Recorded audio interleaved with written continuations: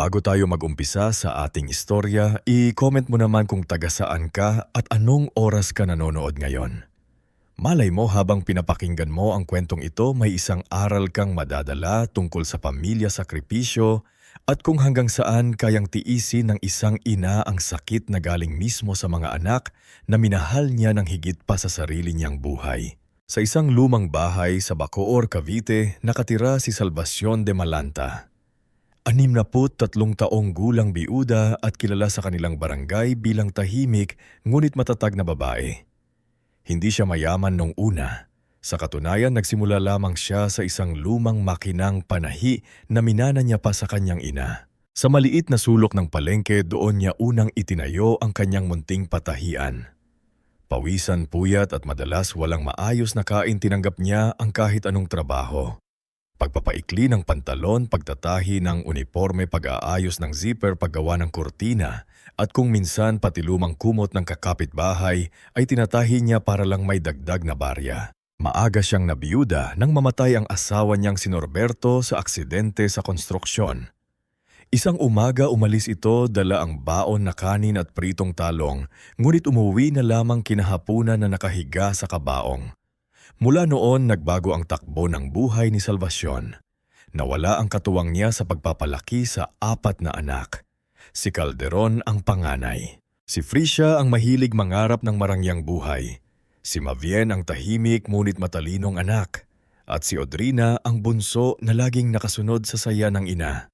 Noong bata pa sila, hindi makakalimutan ni Salvacion kung paano silang nagsisiksikan sa iisang banig kapag umuulan at tumutulo ang bubong. Si Calderon noon ang unang yumayakap sa kanya tuwing nakikita siyang umiiyak habang nagbibilang ng pera sa matrikula. "Mapaglaki ko, ako naman ang mag-aahon sa'yo," sabi noon ni Calderon habang punas-punas ang luha ng ina gamit ang maliit niyang kabay. Si Fricia naman ay laging humihiram ng mga retaso para gawing damit ng manika. Si Mien ay tahimik lang sa sulok, nag-aaral sa ilalim ng ilaw ng kandila kapag brown out. Si Odrina dahil pinakamaliit ay laging natutulog sa kandungan ni Salvacion habang umiikot ang makinang panahi hanggang hating gabi. Ngunit ang pangakong ako naman ang mag-aahon sa iyo ay unti-unting natabunan ng panahon, ambisyon at kahihiyan sa pinagmulan.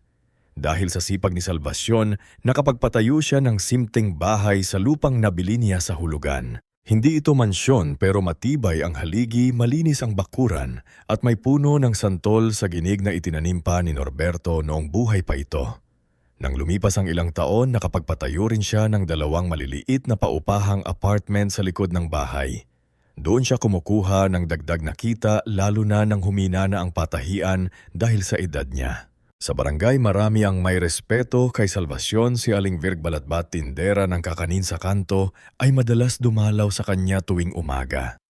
"Salvacion, kumain ka muna, baka puro kape ka na naman," sabi dito habang iniya ang isang balot ng suman. Ngumingiti lamang si Salvacion. "Ikaw talaga, Virginie, parang kapatid ko kung mag-alala. At ikaw naman kasi parang hindi marunong alagaan ang sarili. Lahat na lang para sa mga anak mo." Mayroon din si Mang Tibo Sarmiento, dating tricycle driver na naging malapit sa pamilya de Alanta. Noong bata pa ang mga anak ni Salvacion, siya ang madalas maghatid sa kanila sa eskwela kapag walang pamasahe. Hindi niya sinisingil si Salvacion noon. "Ate Salvacion, bayaran mo na lang ako kapag abogado na yang si Calderon." Biro niya palagi. Ngungit lumaki ang mga bata. Natapos sa pag-aaral, nagkaroon ng trabaho at kasabay ng pag-angat nila, tila lumayo rin ang loob nila sa inang nagpasan ng lahat. Si Calderon ay naging real estate agent, magara na manamit, laging may pabango at laging dalang cellphone na mamahalin. Madalas siyang umuwi sa bahay para kausapin si Salvacion tungkol sa lupa. "Maang laki na ng value ng property mo. Kung ibebenta natin ito ngayon, milyon ang makukuha natin. Hindi mo na kailangang magtiis sa lumang bahay na ito." Tinignan ni Salvacion ang anak habang nagbabalat ng sayote sa kusina. "Hindi lumang bahay ang tingin ko dito, Calderon. Dito kayo lumaki. Dito tayo nagsimula." Napailing si Calderon. "Masentimental ka na naman." Hindi nakakain ng alaala. Hindi sumagot si Salvacion. Itinuloy lang niya ang pagbabalat pero ramdam niya na parang may manipis na karayom na tumusok sa dibdib niya. Si Frisha naman ay nag-asawa ng negosyanteng si Vandol Friego. Simula noon, nagbago ang kilos nito. Dati masaya na si Frisha sa simpleng pansit tuwing birthday na yon. Kapag umuuwi sa bahay, tila ba nahihiya siya sa lumang kurtina sa bitak ng sahig at sa simpleng plato ng ina. Mabakit hindi mo man lang palitan, yung sofa ang pangit tignan, baka biglang may dumalaw na kaibigan ko. Reklamo ni Frisha isang hapon. Mahinang tumawa si Salvacion para itago ang sakit. Matibay pa naman anak, diyan nga kayo natutulog noon kapag nanonood kayo ng TV. Sumimangot si Frisha. Yun na nga ma, noon pa yun. Hindi ba pwedeng mag-level up naman tayo? Si Mvin, ang ikatlong anak ay naging accountant sa isang logistics company. Sa lahat siya ang pinakamahirap basahin. Hindi siya sumisigaw. Hindi rin siya hayagang gastos. Ngunit sa bawat tahimik niyang salita, may lamig na hindi maipaliwanag ni Salvacion. Mapraktikal lang naman kami, sabi ni Mavin minsan habang inaayos ang mga papeles sa mesa. Nasa edad ka na, mas mabuti kung malinaw na kung kanino mapupunta ang properties. Buhay pa ako, Mavin. Mahinang sagot ni Salvacion. Bakit parang pinaghahatian na ninyo ako? Saglit siyang tinignan ni Mavin saka umiwas. Hindi ikaw ang pinaghahatian namin, ma. Yung magiging problema lang in the future. At si Audrina, ang bunso na dating mahilig yumakap sa kanya, ay naging madalas manghingi ng pera. May trabaho ito sa salon pero laging kapos dahil mahilig bumili ng gamit at sumabay sa luho ng mga kaibigan. Mapahingi naman ng panghulog sa motor. Promise last na ito. Lambing ni Audrina. Anak, kakabigay ko lang nung 1 linggo. May bayarin din ako sa gamot at kuryente. Agad nagbago ang mukha ni Audrina. Parang ang damot mo na ma. Sa amin din naman mapupunta lahat ng meron ka. Hindi malaman ni Salvacion kung kailan nagsimulang maging ganito ang mga anak niya. Minsan sa gabi nakaupo siya sa sala habang nakatingin sa lumang family picture sa dingding. Nandoon silang lahat. Si Norberto siya at 4 na anak na nakangiti, nakasuot ng simpleng damit pero buo ang pamilya. Hinaplos niya ang frame at bumulong, Norberto, saan ako nagkulang? Isang araw, tinipon ni Salvacion ang mga anak sa bahay. Naghanda siya ng sinigang na baboy, paborito nilang lahat noon. Akala niya magiging magandang pagkakataon iyon para ipaliwanag ang matagal na niyang plano. Gawing maliit na livelihood center ang dating patahian para sa mga biyuda at senior citizen sa barangay. Gusto niyang gamitin ang isang bahagi ng bahay at paupahan para turuan ang mga matatandang babae na manahi magtinda ng pagkain at magkaroon ng maliit na pagkakakitaan. Nisip ko ni panimula ni Salvacion habang nakaupo sila sa hapag. Yung dating patahian sa gilid, ipapaayos ko. Gusto kong makatulong sa mga tulad kong biyuda. Marami sa barangay ang walang anak na sumusuporta. Kung matuturuan silang manahi o gumawa ng kakanin, malaking bagay na yon. Agad nagtaas ng kilay si Calderon. Maseryoso ka ba imbes na pagkakitaan natin yung property, gagawin mong charity? Hindi charity, anak. Kabuhayan. Tumawaan ng bahagya si Frisha halatang napipikon. Maang tanda mo na para mag-umpisa ng ganyang proyekto. Baka kung sino-sino pa ang papasukin mo dito, nakakahiya. Bakit nakakahiya ang tumulong tanong ni Salvacion? Sumabat si Mvin, mahinaw pero matalim. Hindi nakakahiya ang tumulong, ma, pero hindi na rin praktikal. Baka nalilito ka lang sa gusto mong gawin. Manapatingin si Salvacion sa kanya. Nalilito, nagkatinginan ng magkakapatid. Doon unang naramdaman ni Salvacion ang kakaibang lamig sa paligid. Parang may lihim silang pinagkasunduan na hindi niya alam. Oo, ma, sabi ng Calderon. Kasi nitong mga nakaraang buwan napapansin namin makalimutin ka na. Minsan inuulit-ulit mo ang sinasabi mo. Minsan kung ano-ano ang plano mo. Normal lang sa matanda ang magkalimot ng konti pero malinaw ang isip ko. Yan ang sinasabi ng lahat na ayaw tumanggap. Bulong ni Frishaya pero sapat ang lakas para marinig ng ina. Natigilan si Salvacion. Tinignan niya si Audrina. Umaasang kahit isa man lang sa kanila ay kakampi sa kanya. Ngunit nakayuko lang si Bunso. Kinakalikot ang kuko, umiiwas sa tingin niya. Mula noon nagsimula ang mga kakaibang pangyayari sa bahay. Dumating ang bagong kasambahay na si Ilona Pagsanghan. Ipinakilala ni Frisha bilang tulong daw para hindi na mapagod si Salvacion. Ngunit napansin ni Salvacion na hindi karaniwang kasambahay ang asal ni Ilona. Laging may hawak na cellphone. Kapag may nahuhulog na kutsara, si Salvacion agad itong napapatingin sa kamera. Kapag nakakalimutan niya kung saan nilagay ang susi, nandoon si Ilona sa gilid, tila may inaabang isena. Isang umaga, aksidenteng natapon ni Salvacion ng kape sa mesa dahil biglang nangningig ang hama niya. Agad lumapit si Ilona, hindi sa para punasan ng natapon kundi para kunan ito ng video. "Ano bang ginagawa mo?" tanong ni Salvacion.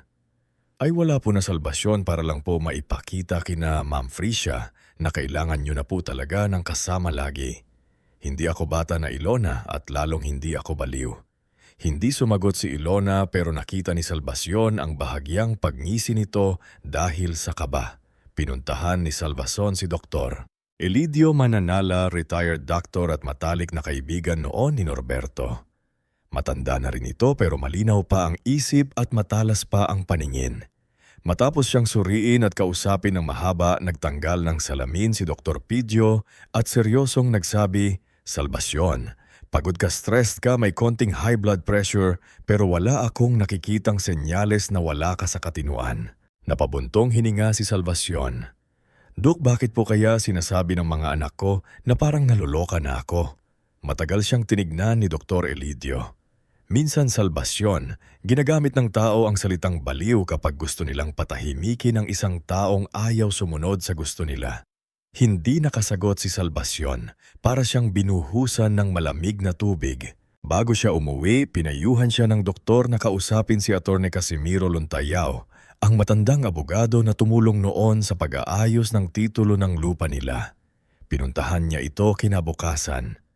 Sa opisina nitong puno ng lumang libro at papel, inilabas ni Atty. Casimiro ang kopya ng mga dokumento. "Salvacion," sabi nito, "hanggat buhay ka at nasa tamang pag-iisip, walang makakapagbenta ng ari-arian mo nang wala kang malinaw na pahintulot. Pero mag-ingat ka kung may balak silang palabasing incapable ka." Ibang usapan iyon. Sarili kong mga anak, attorney, hindi nila magagawa iyon. Ngunit habang sinasabi niya iyon, alam niyang pilit na lang siyang kumakapit sa pag-asang mali ang kutob niya. Simula noon, nagsimula siyang magsulat sa lumang kwaderno. Isinusulat niya ang petsa, oras at pangyayari. Isinulat niya ang araw na kinunan siya ni Ilona ng video. Isinulat niya ang araw na pinilit siya ni Calderon pumirma sa papel na hindi niya lubos maintindihan. Isinulat niya ang sinabi ni Frisha na nakakahiya raw ang bahay nila. Isinulat niya ang malamig na tingin ni Mavine. Isinulat niya pati ang pananahimik ni Audrina. Hindi niya alam kung kailan niya kakailanganin ang kwadernong iyon. Ang alam lang niya, kailangang may katibayan siyang hindi siya ang nawawala sa sarili. Sila ang unti-unting nawawalan ng puso. Lumipas ang mga linggo, lalong naging mabigat ang hangin sa bahay. Isang gabi narinig ni Salvacion mula sa kusina ang usapan ng tatlong niyang anak. Akala nila tulog na siya. "Matagal pa ba ito?" inis na tanong ni Calderon. "Mayar na ako, ayaw kong mawala yung offer." "Naayos ko na ang ibang records," sagot ni Mvin. "Kailangan na lang ng medical confirmation. Si Direktor Laksamana na ang bahala." Sabi ni Frisha, private facility iyon. Basta may bayad, may paraan. Namlamig ang buong katawan ni Salvacion. Napakapit siya sa dingding para hindi matumba. Medical confirmation, private facility, bayad. Doon niya unang naintindihan ang buong plano. Kinabukasan, sinubukan niyang kausapin si Audrina nang silang dalawa lang sa kusina. "Anak," marahan niyang sabi, "may alam ka ba sa plano ng mga kapatid mo?" Napatigil si Audrina. "Wala, ma. Audrina, anak kita. Kilala ko kapag nagsisinungaling ka." Namula ang mata ni Audrina pero umiwas siya. "Masumunod ka na lang kasi para matapos na." Matapos ang alin, hindi na sumagot si Audrina. Umalis ito, dala ang bag. Ngunit bago lumabas, mahina nitong sinabi, "Sorry ma, iyon ang pinakamasakit na salitang narinig ni Salvacion.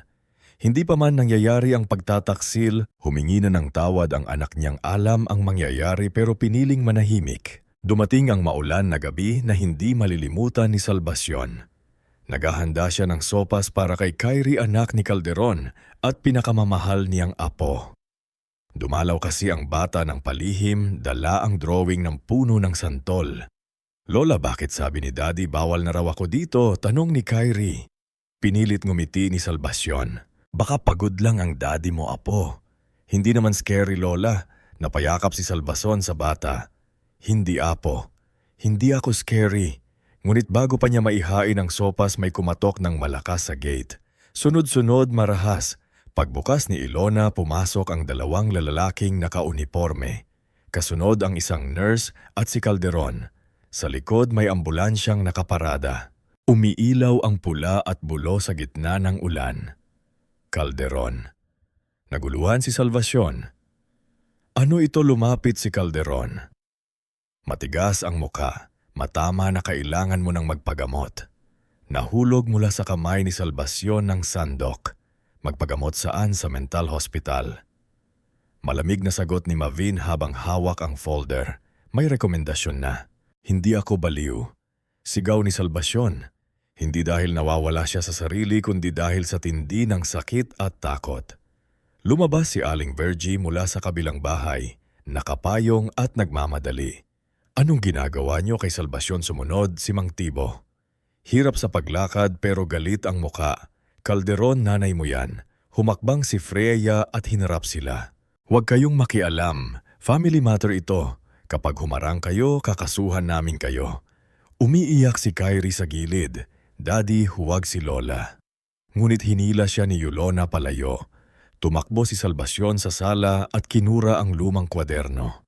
Niyakap niya iyon sa dibdib na parang iyon na lamang ang natitirang saksi sa kanyang katinuan.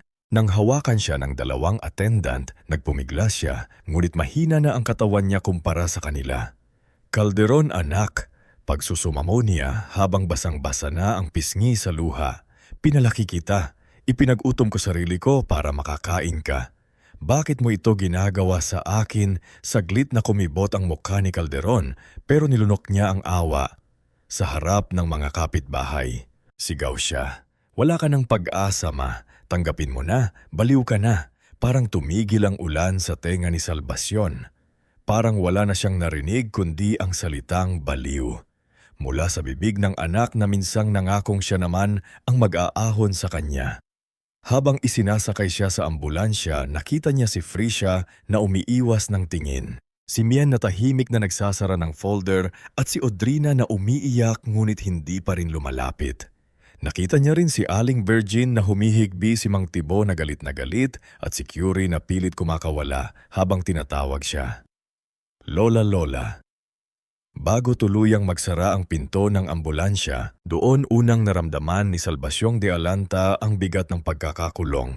Kahit hindi pa siya nakakarating sa ospital, umiilaw ang pula at asol na ilaw sa loob ng sasakyan. Tumatama sa kanyang nanginginig na kamay na mahigpit pa ring nakayakap sa lumang kwaderno.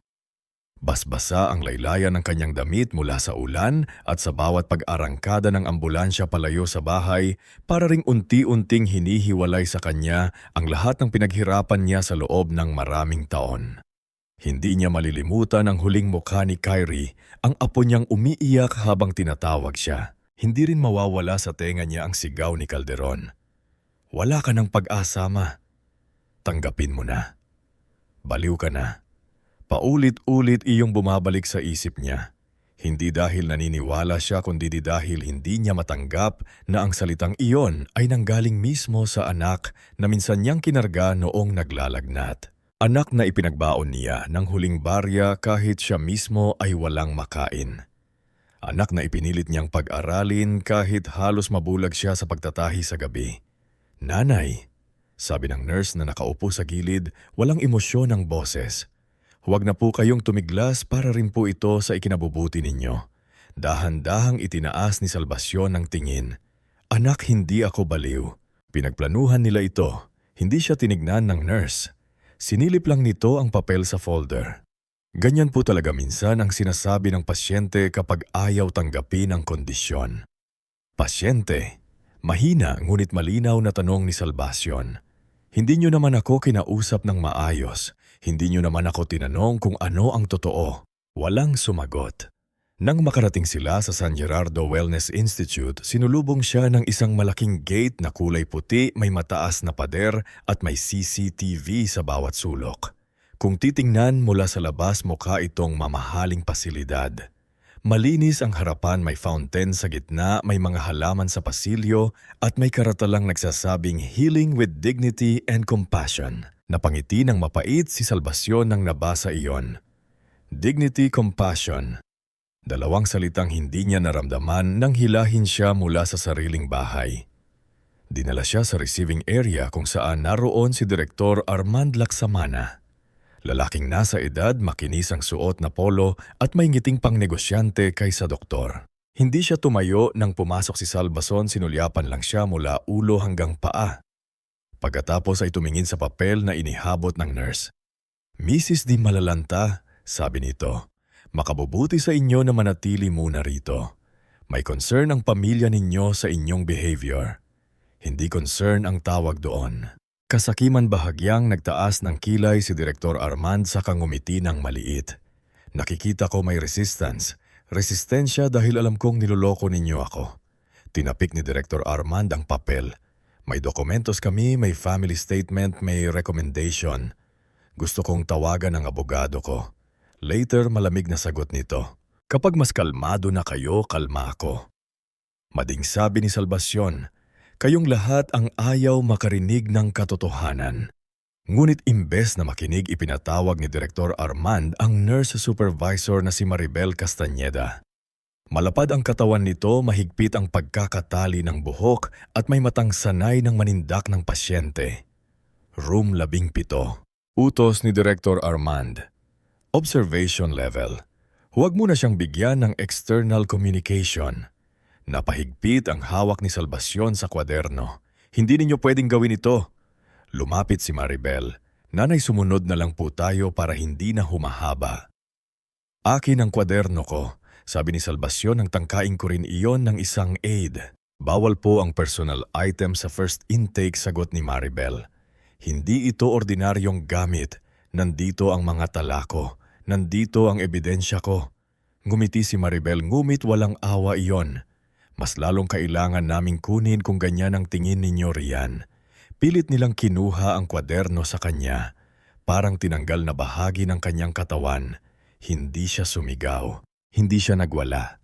Tumulo lang ang luha niya habang pinapanood ang notebook na ipinasok sa plastic envelope at dinala sa opisina. Sa unang gabi niya sa room 17, hindi siya nakatulog. Maliit ang kwarto, may kama manipis na kumot, maliit na bintanang may bakal at pintong may maliit na salamin kung saan pwedeng sumilip ang staff kahit kailan. Sa labas may naririnig siyang iyak ng babae, yabag ng nurse at kung minsan ay kalansing ng susi. Umupo si Salvacion sa gilid ng kama. Niyakap ang kanyang sarili at bumulong, Norberto, bantayan mo ako. Huwag mo akong hayaang tuluyang lamunin ng lugar na ito. Kinabukasan, binigyan siya ng gamot. Hindi ipinaliwanag ng maayos kung ano iyon. Ano ito, pampakalma? Hindi ako magulo. Order po ito. Iniinom ko lang ang gamot na alam ko. Lumapit si Maribel at inilagay ang tray sa harap niya. Mrs. Di Malalanta, kapag hindi kayo uminom, ilalagay namin sa chart na non-compliant kayo. Alam ni Salvacion ang ibig sabihin noon. Kapag tumanggi siya, lalong lalabas sa papel na mahihap siyang kontrolin. Kaya kahit mabigat ang loob, ininom niya ang gamot. Pagkalipas ng isang oras, nalambot ang katawan niya. Bumigat ang talukap ng kanyang mata. Para siyang lumulutang sa sarili niyang katawan. Gising ang isip pero nanghihina ang laman. Sa mga unang linggo, halos ganoon ang naging buhay niya. Gigising, kakain, iinom ng gamot, titingnan ng staff, tatanungin ng parehong tanong. Alam niyo po ba kung nasaan kayo? Oo. Sa lugar na pinagdalhan sa akin ng mga anak kong gustong kunin ang bahay ko. Isusulat nila, patient continues to express persecutory beliefs. Naniniwala po ba kayo na may masamang balak ang pamilya ninyo? Hindi paniniwala. Katotohanan. Isusulat nila persistent delusion regarding family. Unti-unting naunawaan ni Salvacion ang pinakamasakit na bahagi ng kanyang kalagayan. Kahit totoo ang sinasabi niya kapag nakatatak na sa papel na siya ay may sakit sa isip, lahat ng salita niya ay pwedeng baluktutin.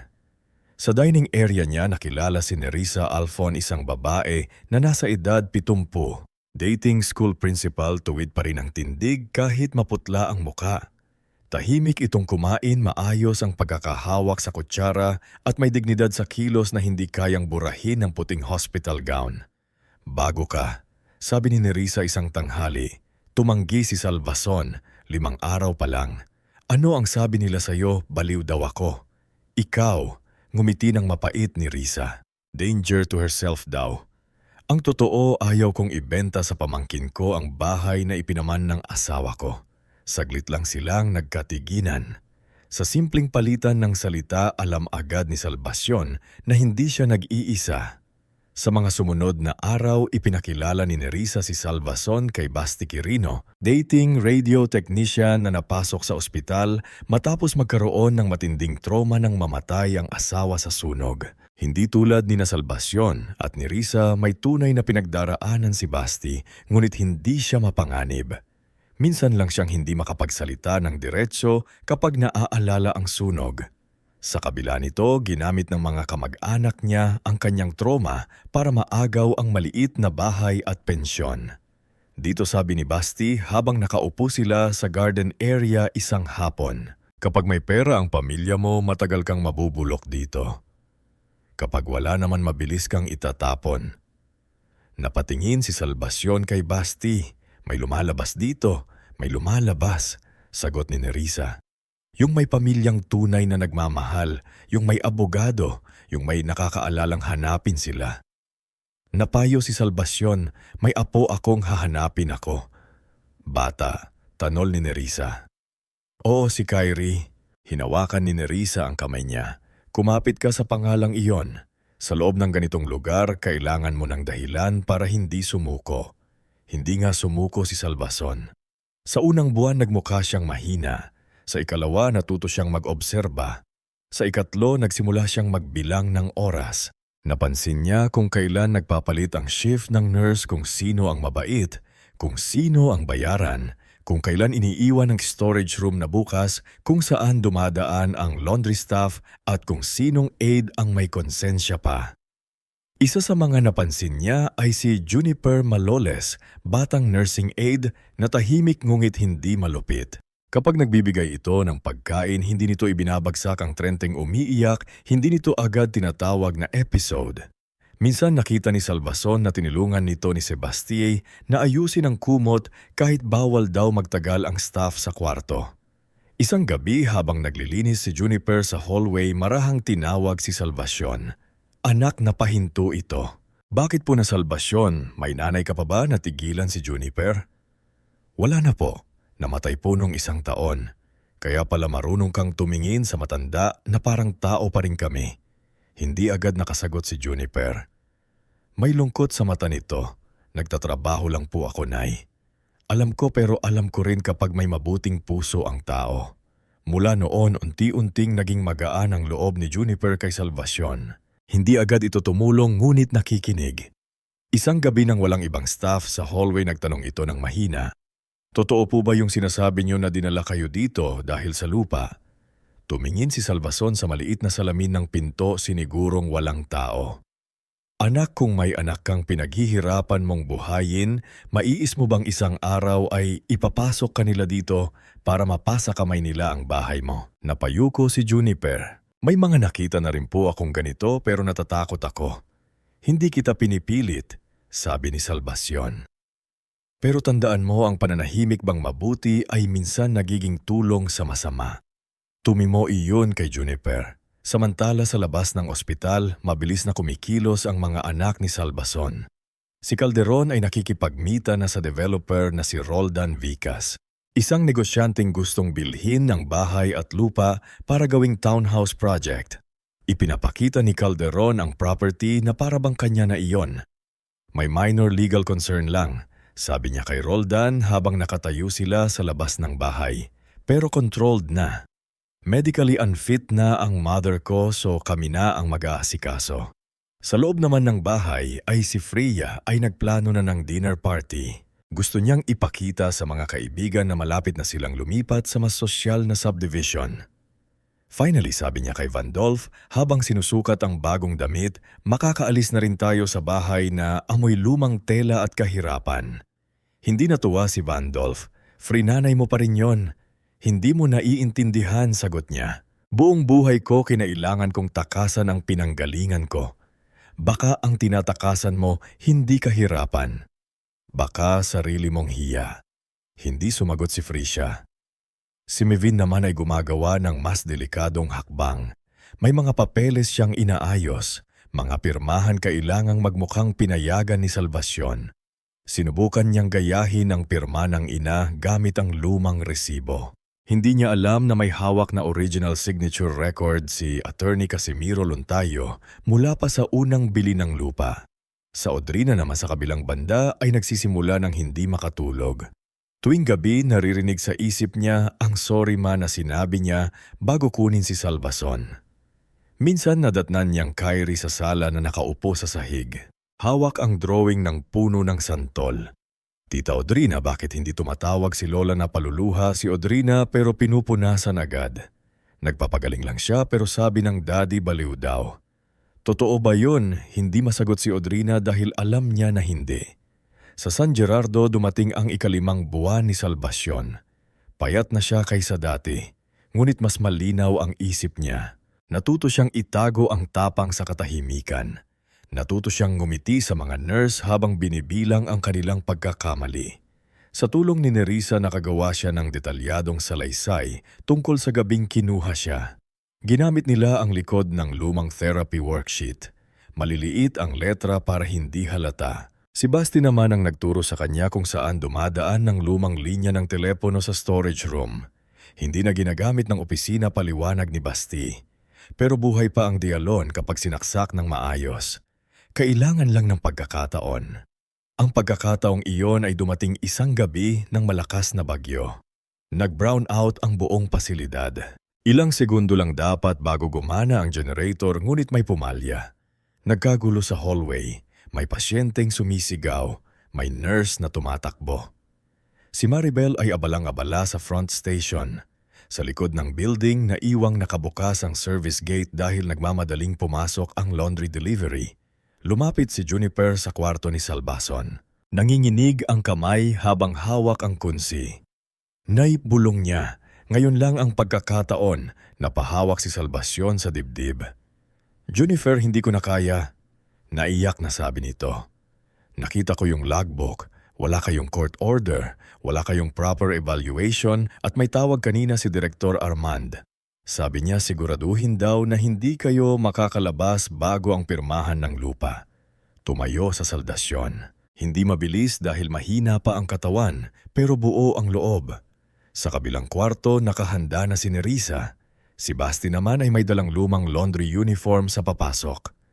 Isuot mo ito, sabi ni Basti. Kapag nakita ka nila, yumuko ka lang. Hawak mo itong basket. Paano kayo? Tanong ni Salvacion. Ngumiti si ni Isa. Mayaban kami rito kapag may nakalabas na isa sa atin. Ikaw ang may abogado. Ikaw ang may kwento na magsisimula ng lahat. Yanakap ni Salvacion si Nerissa. Hindi ko kayo iiwan. Hindi mo kami iiwan. Ilalabas mo kami sa tamang paraan. Bago siya umalis, ibinigay ni Juniper sa kanya ang maliit na envelope. Nandyan po ang photocopy ng medical intake ninyo. Pangalan ng nag-admit at listahan ng ilang pasyenteng pareho ang kaso. Nakuha ko rin ang kwaderno ninyo sa opisina. Hindi ko po nabasa lahat pero alam kong importante. Nang mahawakan muli ni Salvacion ang kwaderno, parang bumalik ang hininga niya. Salamat anak. Tumulo ang luha ni Juniper. Patawarin niyo po ako kung ngayon lang ako tumulong. Hinawakan ni Salvacion ang pisngi nito. Mas mabuti ang huling atapang kaysa habang buhay na pananahimik. Dahan-dahan silang dumaan sa hallway. Nakayuko si Salvacion. Suot ang mask at cap ng laundry staff. Tangan ang basket na may kumot. Sa bawat hakbang kabog ng kabog ang dibdib niya. Naririnig niya ang boses ni Calderon sa isip niya. Wala ka ng pag-asa, baliw ka na. Ngunit sa bawat hakbang sinasagot niya iyon sa sarili. Hindi, buhay pa ako. Nang makarating sila sa likod ng lumang delivery van ni Mang Ipeda Kumos, kaibigan ni Juniper.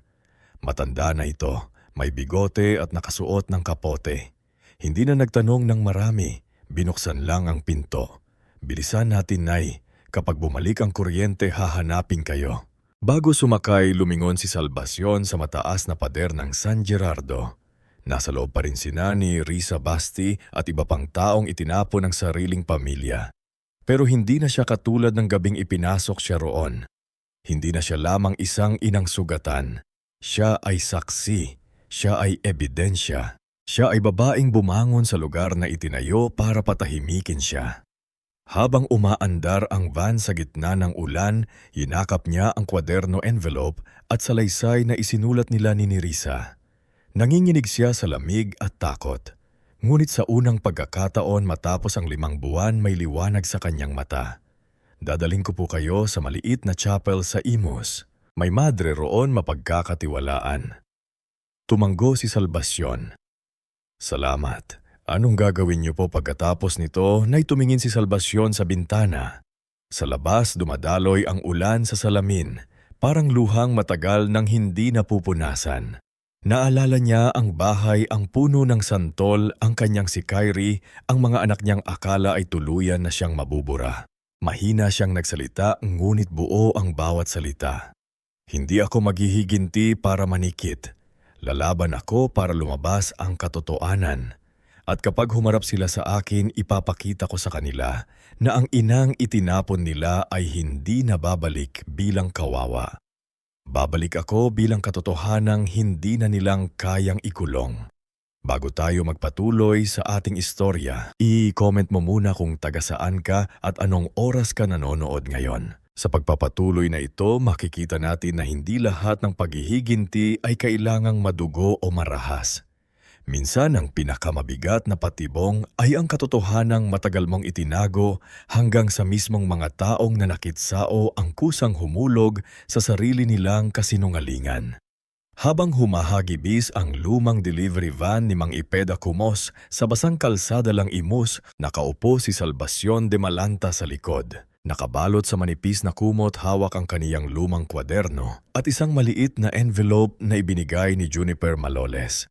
Wala siyang dalang malaking bag, wala siyang pera maliban sa ilang baryang nakatago sa lumang laundry uniform.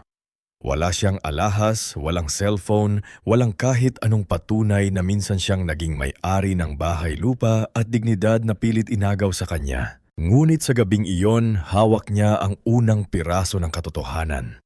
Nang makarating sila sa maliit na chapel sa gilid ng Imos, halos wala ng tao sa paligid. Tahimik ang simbahan maliban sa tunog ng ulan na bumabagsak sa bubong at sa mahinang ilaw ng kandila na naiwan sa gilid ng altar. Sumulubong sila ni Sister Benilda Aguas, isang madre na may puting buhok, maliit na katawan. Ngunit may mga matang parang matagal ng sanay makakita ng mga taong sugatan ang kaluluwa. Ikaw ba si Salvacion? Mahinahon nitong tanong. Tumango si Salvacion. Gusto niyang magsalita pero nang bumuka ang bibig niya, luha ang unang lumabas. Sa loob ng 5 buwan, ngayon lang siya tinanong ng isang tao na hindi para husgahan, hindi para lagyan ng label kundi para kilalanin siya bilang tao. Lumapit si Sister Benilda at marahang hinawakan ang kanyang balikat. Halika, mainit ang sabaw sa loob. Hindi muna tayo mag-uusap tungkol sa kaso. Kumain ka muna, tao ka muna bago ka maging saksi. Doon tuluyang napaupo si Salvacion sa mahabang kahoy na bangko. Parang bumigay ang tuhod niya sa bigat ng lahat. Ang 5 buwang takot, gutom gamot at pangungulila kay Kyrie ay sabay-sabay na bumuhos. Hindi siya humagulgol ng malakas, tahimik siyang umiyak. Parang ayaw pa rin niyang istorbohin ang mundo kahit mundo mismo ang nanakit sa kanya. Kinabukasan ng mas malinaw na ang isip at mas mainit na ang katawan niya, dinala siya ni Sister Benilda sa maliit na shelter sa likod ng chapel. Doon pansamantalang nanunuluyan ng ilang matatandang iniwan ng pamilya, mga babaeng biktima ng pang-aabuso at mga senior citizen na walang mauwian. Hindi marangya ang lugar, ngunit malinis, may pagkain, may dasal, at higit sa lahat may pakikinig. May tatawagan tayo, sabi ni Sister Benilda habang inilalapag ang lumang telepono sa mesa. Sino ang una mong gustong makausap? Hindi nagdalawang isip si Salvacion. Attorney, ako po ito, si Salvacion. Ilang segundo ang katahimikan. Pagkatapos narinig niya ang nagmamadaling paghingang matandang abogado. Diyos ko, Salvacion, buhay ka. Nasaan ka? Hinahanap ka namin. Sinabi ng mga anak mo na delikado ka raw at hindi pwedeng dalawin. Attorney, pigil ang iyak niyang sabi. Tinakas ko ang sarili ko. Hindi ako baliw. May dala akong papeles. May kwaderno ako. Kailangan ko po ng tulong. Makinig ka sa akin. Mariang sabi ni Attorney Casimiro, huwag kang pupunta sa bahay. Huwag kang haharap sa kanila nang wala ako. Pupuntahan kita ngayon din. Nang dumating si Attorney Casimiro kinahapunan, may dala itong lumang leather bag, makapal na salamin at mukha ng isang taong matagal nang nanhinala. Pero ngayon lamang nakita ng matibay na patunay. Kasama niya si Aling Virgie Balatbat at Mang Tibo Sarmiento na parehong hindi napigilang umiyak nang makita si Salvacion. Salvacion, sigaw ni Aling Virgie habang niyayakap siya. Akala namin kung ano na ang ginawa sa'yo. Payat na payat ka, mga walang puso, sarili nilang ina. Hinaplos ni Salvacion ang kamay ng dalawa. Buhay pa ako. Yun muna ang importante. Inilatag ni Attorney Casimiro ang mga papeles na dala ni Salvacion. Una niyang tiningnan ng photocopy ng intake record mula sa San Gerardo Wellness Institute. Kumunot ang noo niya. Walang court order. Bulong niya. Ipinakita rin ni Salvacion ng logbook copy na kinuha ni Juniper ang pangalan ni Direktor Armand Laksamana at ang tala na nagpapakitang si Calderon ang nagbayad ng malaking halaga sa facility bago pa man siya opisyal na ma-admit. Nandun na rin ang notes ni Salvacion sa kwaderno. Mga petsa, usapan pangabanta, pangalan ni Yolona Pagsanan at maging ang eksaktong gabi kung kailan niya narinig sina Calderon Frisia at Temvin na pinag-uusapan ng medical confirmation. Habang binabasa ito ni Attorney Casimiro, lalong bumibigat ang mukha niya. Salvacion. Hindi lang simpleng family dispute ito. May illegal confinement, possible falsification, conspiracy to commit property fraud at abuse of vulnerable adult. Pero kailangan nating maging maingat. Kapag bigla kang lumabas na emosyonal, gagamitin nila yung laban sa'yo. Anong gagawin natin, tanong ni Aling Virgie. Tumingin si Salvacion sa abogado. Hindi na siya ang babaeng hinila sa ambulansya habang umiiyak. Pagod pa rin siya. Sugatan pa rin, pero may ibang tigas na sa mga mata niya. Gusto kong mahuli sila sa sarili nilang bibig. Doon nagsimula ang patibong ni Salvacion. Hindi ito patibong na may baril loson o karayasan na magpapahamak sa kanya. Ito ay patibong na legal, tahimik at dahan-dahang inihanda. Isang bitak na gagamitin mismong ang kasakiman ng mga anak niya para lumabas ang totoo. Una, pinakiusapan ni Attorney Casimiro na manatiling nakatago sa shelter ni Sister Benilda. Ikalawa, lihim niyang kinausap si Juniper sa pamamagitan ni Mang Ipe, karagdagang record mula sa ospital.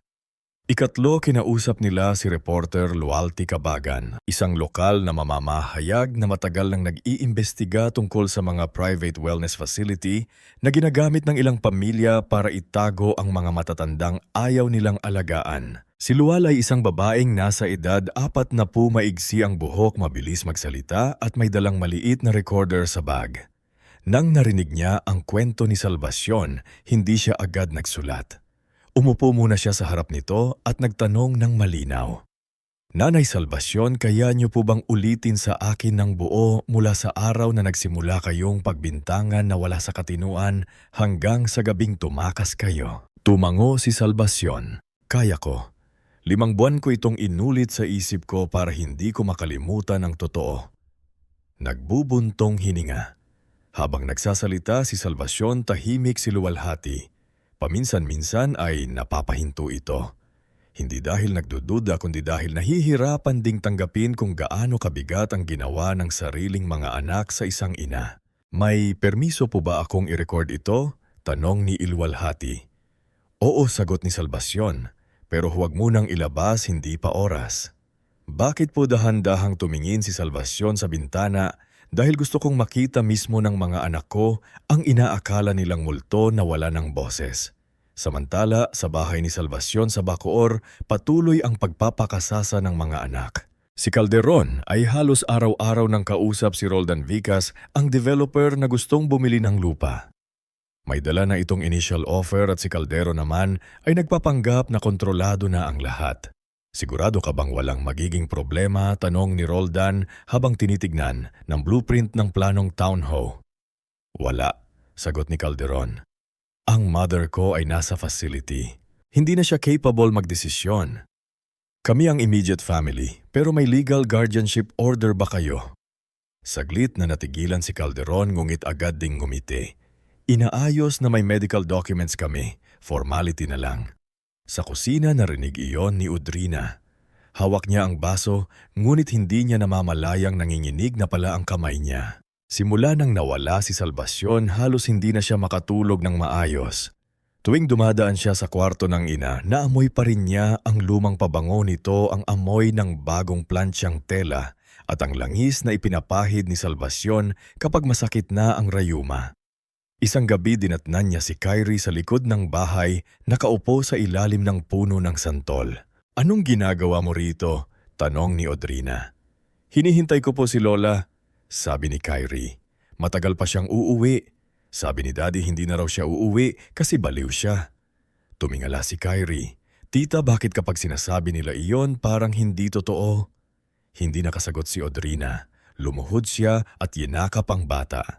Ngunit mas lalo siyang nakyensya dahil kahit yakap niya si Kyrie, alam niyang siya mismo ay bahagi ng dahilan kung bakit nawala ang lola nito. Si Frisha naman ay abala sa paghahanda ng dinner party sa isang hotel sa Alabang. Sinabi niya sa mga kaibigan na may malaking property deal ang pamilya nila. Pumili siya ng gown, nagpaayos ng buhok at nagpa-reserve ng function hall. Sa isip niya, iyon ang simula ng bagong imahe niya. Wala ng lumang bahay, wala ng amoy ng palengke, wala ng inang mananahing na napapaalala sa pinanggalingan niya. Ngunit si Vandolph, asawa niya, ay lalong nanlalamig. Isang gabi habang tinitignan ni Frisha ang guest list, tahimik itong nagsabi, "Frisha, kailan mo huling tinanong kung kumusta ang nanay mo?" Nairita si Frisha. Nasa facility siya. May nag-aalaga sa kanya, facility o kulungan. Napatingin si Frisha sa kanya. Anong ibig mong sabihin? Ang ibig mong sabihin habang nagpaplano ka ng party, hindi mo man lang iniisip na baka umiiyak ang nanay mo gabi-gabi. Tumigas ang mukha ni Frishaya. Hindi mo alam ang pinagdaanan ko bilang anak niya. Hindi sagot NIF, pero alam ko ang itsura ng taong tumatakbo palayo sa kahiiyan. At Frisha, hindi nanay mo ang nakakahiya. Ikaw ang natatakot maalala kung gaano siya naghirap para lang maging sosyal ka ngayon.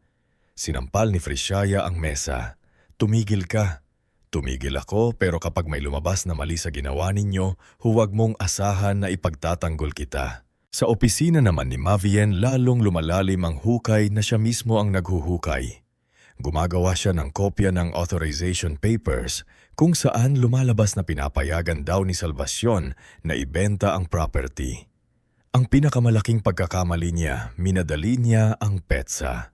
Nailagay niya sa dokumento na pumirma si Salvacion sa araw na nasa San Hiro na at nasa ilalim ng observation restriction. Hindi niya agad napansin ang contradicts dahil mas iniisip niya kung paano mapapabilis ang proseso. Tumawag si Mavien kay Direktor Armand. Siguraduhin niyo lang na hindi makalalabas ang anumang record at kung may magtanong unstable pa rin siya. Sa kabilang linya halatang naiirita si Armand. Alam namin ang ginagawa namin. Ang problema, may nawawalang kopya ng ilang intake files. Nalamig si Mvien. Anong ibig mong sabihin? May staff akong pinaghihinayalan pero kontrolado ko pa. Dapat lang marinis ang sabi ni Mvien kapag bumagsak ito, hindi lang kami ang madadamay. Hindi nila alam na ang mismong tawag na iyon ay nakatulong pa sa kaso ni Salvacion. Dahil sa tulong ni Basti na nakalabas ang mensahe sa pamamagitan ni Juniper, natukoy nila ang pattern ng tawag ni Maivin at Armand. Hindi man nila hawak ang buong recording sapat na iyon para malaman ni Attorney Tasimiro kung saan hihingi ng sabina kapag dumating ang tamang oras. Lumipas ang 2 linggo ng paghahanda. Sa shelter unti-unting lumalakas si Salvacion. Araw-araw siyang pinapakain ni Sister Benilda ng lugaw, gulay at sabaw. Pinapahinga siya ngunit hindi hinahayaang lamunin ng galit. Madalas silang mag-usap sa maliit na garden sa likod ng chapel. Amo pa rin sila, sabi ni Sister Benilda isang hapon. Opo, sagot ni Salvacion, kaya masakit. Galit ka ba? Matagal bago sumagot si Salvacion. Galit ako sa ginawa nila, pero higit sa galit nalulungkot ako kasi hindi ko sila pinalaki para maging ganito. Kung dumating ang araw na humingi sila ng tawad, tumingin si Salvacion sa kanyang mga kamay. Mga kamay na nananahi ng daan-daang uniforme. Nagluto ng 1,000 hapunan, nagpunas ng lagnat. Nagbilang ng bariyang pangmatrikula at ngayon ay nanginginig dahil sa trauma. Hindi ko alam kung kaya kong ibalik ang dating tiwala, sabi niya. Pero gusto kong malaman nila na ang ina kahit marunong magmahal, hindi dapat ginagawang tapakan. Dumating ang araw ng pirmahan. Ginanap ito sa function hall ng isang hotel sa Alabang. Magara ang ayos ng lugar. May puting tela ang mga mesa, may bulaklak sa gitna, may mga bisitang nakapormal at may maliit na buff sa gilid. Para sa ibang naroon, isa lang itong business signing para kina Calderon, Fricia, Maivin at Audrina. Ito ang araw na matatapos na ang balak nila. Para kay Salvacion ito ang araw na sisimulang gumuho ang kasinungalingan. Nasa gitna ng mesa si Calderon, nakangiti habang ipinakikilala si Roldan sa ilang kakilala. Si Fricia ay abala sa pag-aayos ng sarili.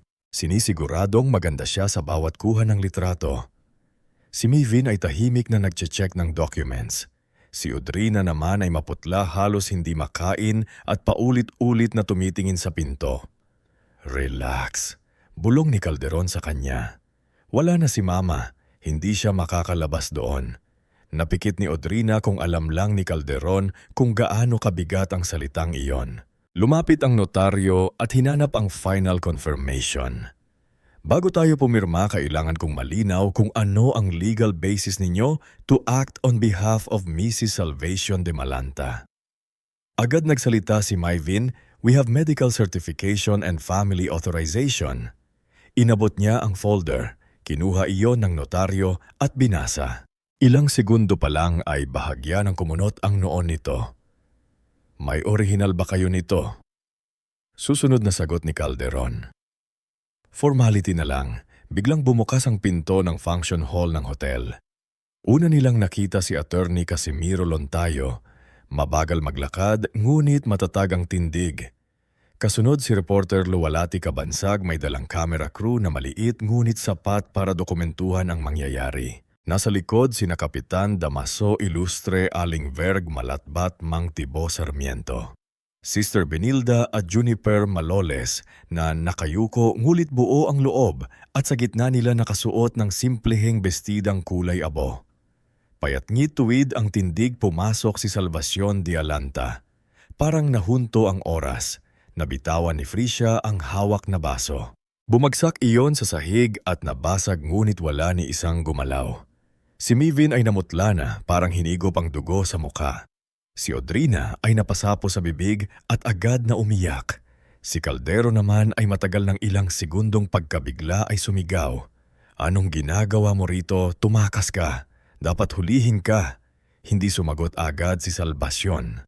Naglakad siya papunta sa mesa. Bawat hakban ay mabagal ngunit puno ng bigat. Tumingin siya sa mga dokumento na nakalatag sa harap ni Maivin at Calderon. Pagkatapos ay tumingin siya sa notaryo. Ako si Salvacion de Malanta. Buhay ako, malinaw ang isip ko at hindi ko kailanman pinahihintulutan ang pagbebenta ng bahay at lupang ito.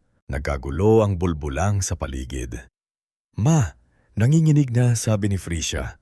Huwag kang gumawa ng eena. Dahan-dahang lumingon si Salvacion sa kanya. Esena noong ipinasok ninyo ako sa mental hospital sa harap ng apo ko, hindi ba iyon esena? Noong pinalatag ninyong baliw ako para makuha ang bahay, hindi ba iyon esena? Hindi mo naiintindihan, ginawa namin iyon dahil concerned kami sa iyo. Lumapit si Attorney Casimiro at inilatag ang mga 7 kopya sa mesa. Kung concern ito, bakit walang court order? Bakit may bayad palabas kay Calderon papunta sa facility bago pa man ang admisyon? At bakit ang authorization paper na pinirmahan daw ni Salvason sa petsang nasa restricted observation sa San Gerardo? At bakit ang pirma rito ay hindi tugma sa original signature niya? Tahimik ang buong function hall. Si Director Armand na naroon pala sa gilid bilang medical consultant ay napaurong sa kanyang kinatayuan ay dahan-dahang umatras ngunit nakita siya ni Juniper. Siya po, sabi ni Juniper, nanginginig ngunit matapang. Siya po ang nag-utos na huwag palabasin ng records at wala pong proper evaluation si Nanay Salvaso nung ipinasok siya. Nanlaki ang mata ni Calderon. Kasinungaling ka. Tumingin sa kanya si Salvacion. Huwag kang sumigaw sa kanya. Masyado ka ng maraming taon na sumisigaw para takpan ang totoo. Lumapit si Odrira umiiyak. Maitinaas ni Salvacion ang kamay. Hindi para saktan siya kundi para pigilan muna. Hindi ngayon, Odrina, darating ang oras na magsasalita ka.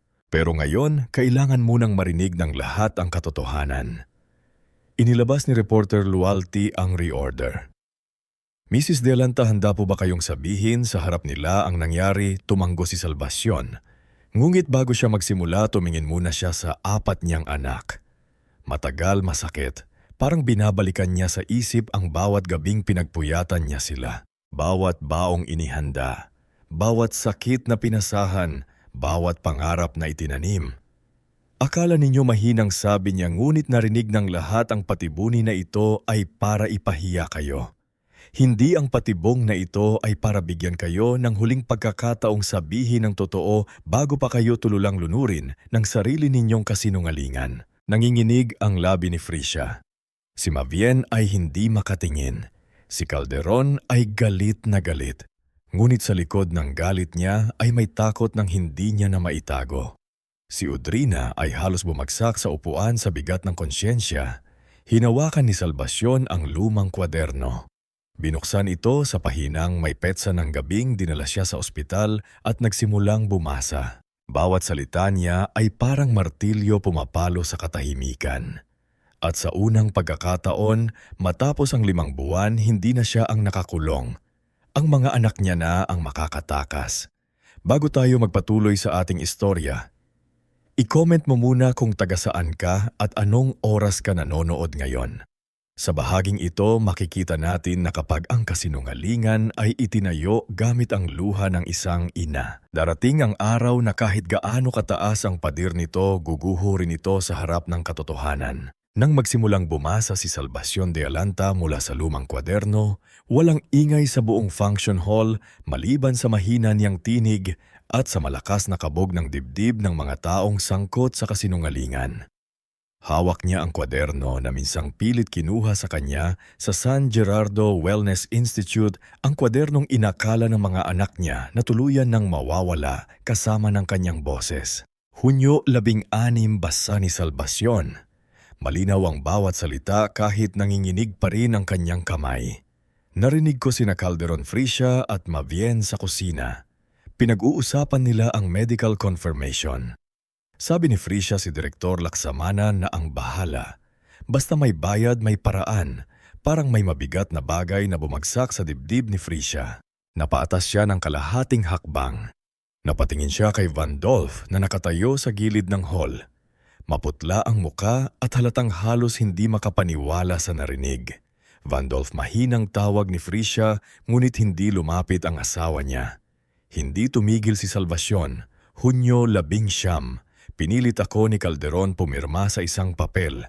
Hindi niya pinaliliwanag kung ano iyon. Noong tumanggi ako, sinabing hindi ako marunong mag-isip para sa kinabukasan ng pamilya. Suminghal si Calderon. Mainaf. Lahat naman ng sinusulat mo dyan, pwedeng imbento lang yan. Dahan-dahang itinaas ni Salvacion ng tingin mula sa kwaderno. Hindi siya sumigaw. Hindi siya nagwala. Sa katahimikan niya, mas lalo siyang naging mabigat sa paningin ng lahat kung imbento ito. Calderon. Sabi niya, bakit namumutla ka? Nagbulbulang ang naroon. Si Roldan Vicas, ang developer, ay agad na lumapit sa kanyang assistant at pabulbong sinabi, "Suspend everything. Wala munang pipirmahan." Narinig iyon ni Calderon. "Mr. Vicas, sandali lang. Family misunderstanding ito." Umiling si Roldan. "Hindi mukhang misunderstanding kapag may allegation na illegal confinement at 4 documents, ayokong madamay sa kasong hindi ninyo inayos." Doon unang nakita ni Calderon na ang deal na matagal niyang hinahabol ay dumudulas na mula sa kanyang mga kamay. Ang kumpiyansa sa mukha niya ay napalitan ng pagkataranta. Napalingon siya kay Mvien na abala namang itinatago ang ilang dokumento sa folder. Pero napansin iyon ng attorney Casimiro Luntayao.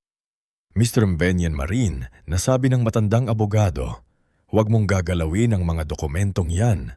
Bahagi na yan ng posibleng ebidensya. Hindi niyo ako pwedeng pagbawalan." Sagot ni Mvien pero halata ang panginginig ng boses. Lumapit ang notaryo. Seryoso na ang mukha. "Sa puntong ito, hindi ko na itutuloy ang anumang notarization. May conflict, may question sa authenticity. At nandito mismo ang registered owner na tumututol. Parang iyon ang hatol na bumagsak sa kanilang magkakapatid."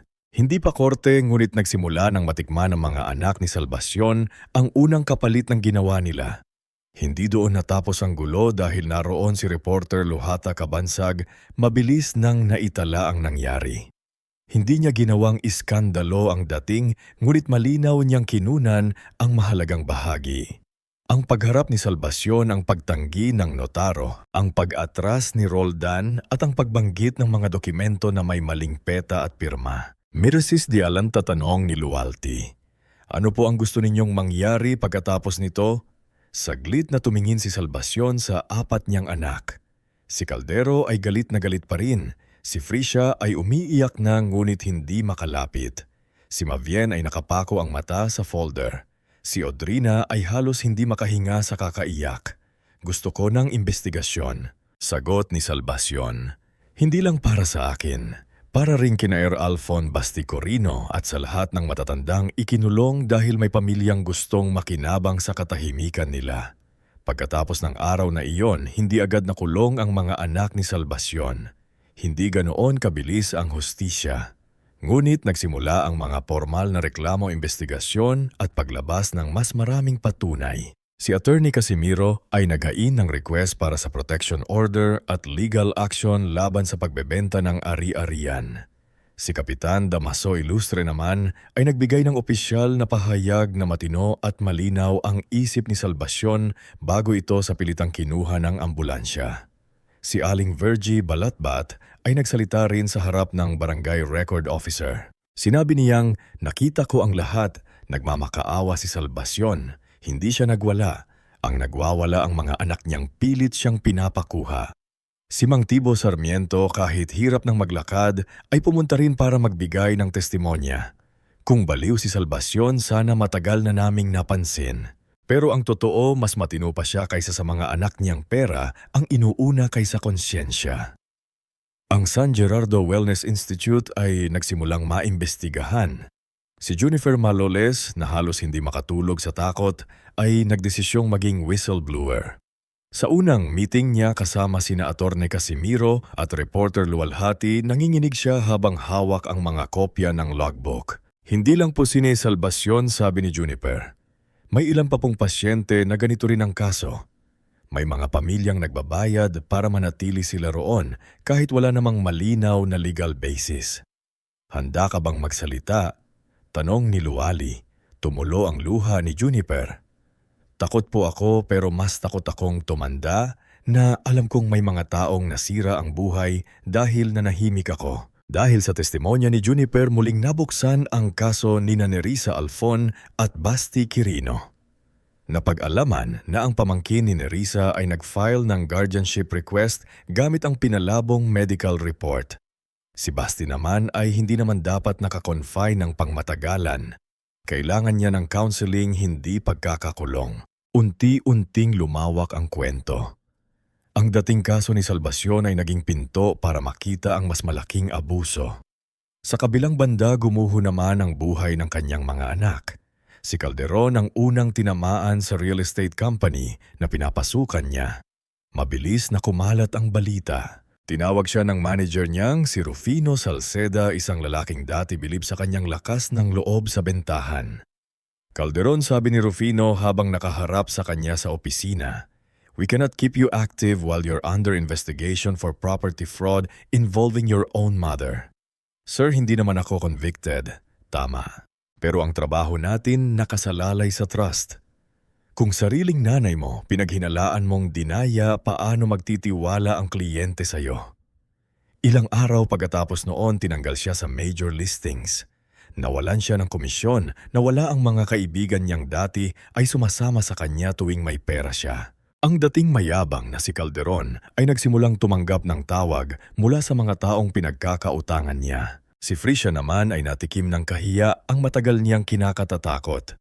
Ang mga kaibigan niyang dating kausap niya tungkol sa subdivision designer bag at social na party ay biglang hindi na nagsasagot sa kanya. Si Vandolph na labis na nasaktan sa ginawa niya pansamantalang umalis sa kanilang bahay. "Hindi ko sinasabing wala ka ng pag-asang magbago," sabi ni Vandolph bago umalis dala ang maliit na maleta. "Pero hindi ko kayang matulog sa tabi ng taong kayang ipa-mental hospital ang sariling ina para lang taksan ang kahirapan ng nakaraan niya." "Vandolph, please." Iyak na pakiusap ni Fricia. "Natakot lang ako. Hindi ko gustong bumalik sa dati." "Ang dati?" Malungkot na tanong ni Vandolph. "Ang dating pinagsisikapan ng nanay mo. Ang dating bahay na pinagpuyatan niya, kung yun ang tinatawag mong kahihiyan. Baka kailangan mong mag-isa muna para maintindihan kung ano ang tunay na nakakahiya." Si Vivian naman ay nasuspende sa logistics company kung saan siya nagtatrabahong accountant. Nang nagsimula ang internal review, nakita ng company na gumamit siya ng ilang office resources para gumawa at mag-print ng personal legal documents. Mas lalong lumala nang makarating sa kanila ang aligasyon ng pagpipiki ng dokumento. Tinawag siya ng HR head na si Helga de Maculangan. "Mabien, alam mong seryoso ito. Accountant ka. Ang trabaho mo katotohanan sa numero at dokumento. Kapag ikaw mismo ang nadawit sa pagpipiki ng dokumento, paano kami maniniwalaan?" Walang maisagot si Mabien. Sa unang pagkakataon, ang talino niyang ginamit sa pagtatago ay wala ng silbi. Si Audrina naman ang unaabiyak sa bigat ng konsensya. Isang umaga pumunta siya sa shelter ni Sister Benilda. Wala siyang make-up. Wala ang dating arte sa kilos niya. Payat siya na mamaga ang mata at hawak ang isang maliit na supot ng prutas. Nasa garden si Salbayso noon. Nakaupo sa kahoy na bangko habang tinatahi ang punit na laylayan ng damit ng isang matandang babae sa shelter. Nang makita niya si Audrina sa gate, sandali siyang natigilan. Ang ina sa kanya ay gustong tumayo, gustong yakapin ng bunso. Ngunit ang babaeng niloko, ikinulong at pinagtaksilan ay nanatiling nakauko. Lumapit si Audrina, nanginginig ang tuhod. Maatahimik si Salvacion. Lumuhod si Audrina sa harap niya. "Ma, narinig ko sila bago kakuin. Alam kong may plano sila. Hindi ko pinigilan. Natakot ako. Gusto ko rin ng parte. Inisip ko kapag naibenta ang bahay, magkakaroon ako ng salon. Ma, ang sama-sama ko." Pumatak ang luha ni Salvacion sa hawak niyang tela, ngunit hindi niya agad pinunasan. "Bakit ngayon ka nagsasabi?" "Dahil hindi na ako makatulog. Dahil hinahanap ka ni Kyrie gabi-gabi, dahil kahit saan ako tumingin sa bahay, ikaw ang nakikita ko. Yung kamay mong naningginig habang kinukuha kanila yung boses mong tumatawag sa amin. Mapatawarin mo ako." Matagal na katahimikan ang namagitan. Sa loob ng katahimikang iyon, parang dumaan muli kay Salvacion ang lahat.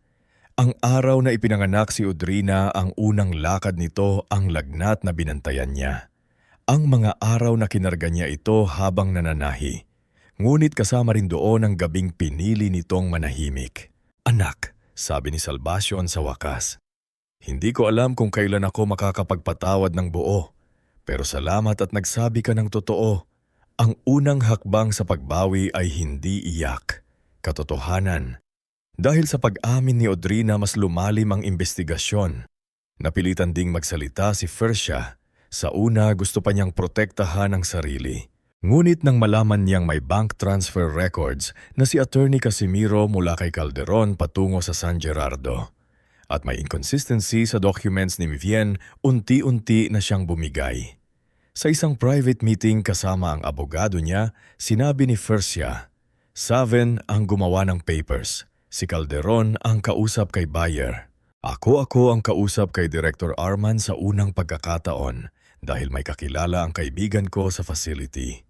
Ang pag-amin niyang iyon ay hindi pa ganap na pagsisisi ngunit sapat na para tuluyang magkawatak-watak ang kanilang alyansa. Nang malalaman ni MV na itinuro siya ni Fresia, nagalit siya. Inilabas niya ang kopya ng bank transfer na nagpapakitang si Calderon ang nagbayad ng malaking halaga sa San Gerardo Wellness Institute. Kung lulubog ako, sabi niya sa kapatid, hindi ako mag-isa. At si Calderon desperado at galit ay gumawa ng pinakamaling hakbang. Nag-upload siya ng video online na andoon siya iniiyak kunwaring sugatan na anak. Ang nanay namin ay minamanipula ng ibang tao. Ginagawa kaming masama kahit gusto lang namin siyang tulungan. May mga bagay na hindi alam ng publiko tungkol sa kondisyon niya. Ngunit dahil sa sobrang emosyon nabanggit niya ang detalye ng payment sa facility at ang petsa ng medical arrangement na hindi pa nailalabas sa publiko. Iyon ang lalong nagpaipit sa kanya. Kinabukasan tinawagan siya ng sarili niyang abogado at sinabing burahin ang video. Pero huli na. Na-save na ito ni reporter Luwalhati at may kopya na si Attorney Casimiro. Lumipas ang mga linggo hanggang umabot sila sa mediation session na inutos ng korte. Hindi ito katapusan ng kaso ngunit pagkakataon upang magharap sila. Ginanap sa isang maliit na conference room. Walang kamera, walang kapitbahay, walang party, walang social image. Isang mahabang mesa lamang. Ilang abogado, isang mediator na si Judge Emerita Villacorte at ang pamilyang minsang sinira ng kasakiman. Pumasok si Salvacion kasama si Attorney Casimiro. Simple ang suot niya ngunit mas malakas ang tindig kaysa noong gabing isa ay siya sa ambulansya. Sa kabilang bahagi ng mesa naoon sina Calderon, Fresia Mien at Audrina, wala sa kanila ang dating yabang. Unang nagsalita si Judge Emerita. Hindi tayo narito para burahin ang nangyari. Narito tayo para klinarin kung sino ang aamin, sino ang mananagot at kung ano ang maaaring ayusin ng hindi tinatakasan ng batas. Si Audrina ang unang tumayo. Hindi na siya lumuhod gaya noon sa shelter ngunit nakayuko siya. Ako po ay umaming alam kong may planong ipasok si Mama sa facility kahit hindi siya baliw. Nanahimik ako dahil sa takot at dahil sa pangakong makikinabang ako sa bentahan. Sunod si Fresia, nanginginig ang boses niya. Ikinahiya ko ang pinanggalingan namin. Ikinahiya ko ang bahay, ang patahian, pati na ang paraan ng pamumuhay ni Mama. Pero ngayon ko lang naiintindihan, hindi yun ang nakakahiya. Ang nakakahiya ay ipagpalit ang ina ko sa image na gusto kong ipakita sa ibang tao. Si Emvan naman ay matagal bago nagsalita. Ilang beses niyang binuka ang bibig pero walang lumalabas. Sa huli tumingin siya kay Salvacion. Hindi diretso sa mata kundi sa kamay nito. Mga kamay na nanginginig pa rin minsan dahil sa trauma. Takot po akong maging mahirap ulit. Sabi niya, akala ko kapag kontrolado ko ang papeles, kontrolado ko ang buhay. Ginamit ko ang alam ko sa dokumento para dayain ang taong nagpaaral sa akin. Hindi ko alam kung paano haharapin yon. Si Calderon ang huling natira. Nakahalukip-kip siya nung una. Matigas ang panga. Halatang pilit pa rin niyang pinipigilan ang sarili na magmukhang talo. Ginawa ko ang akala kong praktikal. Lahat tayo makikinabang sana. Doon unang nagsalita si Salvacion. Tahimik ngunit matalim. Makikinabang ulit niya. Nung bata ka Calderon, nilagnat ka ng 3 gabi. Wala tayong pambili ng gamot. Naglakad ako mula bahay hanggang palengke para mangutang kay Aling Virgie. Hindi ako natulog para punasan ang katawan mo. Hindi ko inisip kung makikinabang ako sa iyo. Inisip ko lang anak kita. Napayo si Calderon pero hindi pa rin nagsalita. Nung nag-aaral ka Calderon, ibinenta ko ang singsing na bigay ng tatay mo para mabayaran ang tuwisyon mo. Nung unang nagkatrabaho, ipinagdasal ko na sana maging mabuti kang tao. Hindi mayaman mabuti. Nabasa ang mata ni Calderon, ngunit pilit niya pa ring pinipigilan. Lumapit ng bahagya si Salvacion sa mesa. Nung nanghina, Calderon, hindi mo ako pinunasan. Hindi mo ako inalagaan. Hindi mo ako tinanong kung nasasaktan ako. Ang ibinigay mo sa akin ay ambulansya, peking papel at kwartong may kandado. Doon tuluyang bumigay si Calderon. Nahawak siya sa muka. At sa unang pagkakataon, hindi niya ginamit ang galit bilang panangga. Umiyak siya na parang batang matagal nang hindi marunong humingi ng tawad. Garalgal ang boses niya. Hindi ko alam kung paano ko naisip na tama iyon. Tumingin si Salvacion sa 4 niyang anak. Walang saya sa pagkakita niyang wasak sila. Walang tamis ang pagkapanalo kapag ang kalaban ay mga anak mong minsan mong pinangarap na maging mabubuting tao. Hindi ko kayo sinusumpa pero hindi ko rin buburahin ang ginawa ninyo. Mananagot kayo ayon sa batas at kung may natitira pa kayong pagmamahal sa akin, huwag ninyong akong piliting pagalingin agad ang sugat na kayo ang gumawa. Walang nakasagot sa labas ng conference room. Tuloy ang ordinaryong ingay ng mundo. Mga yap, bukas sarang pinto, mahinang usapan. Ngunit sa loob isang pamilya ang nakaupo sa harap ng mga piraso ng sarili nilang pagkasira. Nang matapos ang mediation, tumayo si Salvacion. Hindi niya inayakap ang mga anak, hindi rin niya sila tinalikuran ng may galit.